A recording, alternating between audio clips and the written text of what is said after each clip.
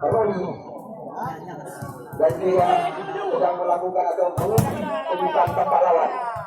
Di mana pertandingan ini perlu kita ketahui, pertandingan hari pertama putaran kedua. Kita lihat satu demi satu. Hari ini mereka mencoba melakukan pembukaan tanpa lawan. Di mana kita lihat Baruna pada sore hari ini menurunkan pemain Upin dan Ipin dulukan.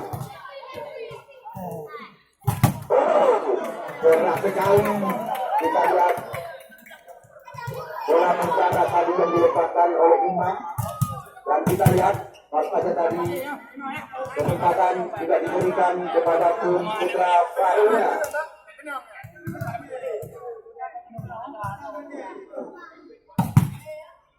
Ya, kita lihat pemain kembar Arif dan Aksa, dua pemain muda. Keras sekali kita lihat Ashraf.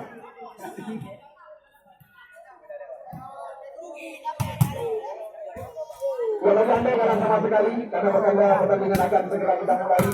Masih diberi kesempatan oleh wasit guru BSI untuk melakukan pembukaan. Kita lihat ada satu.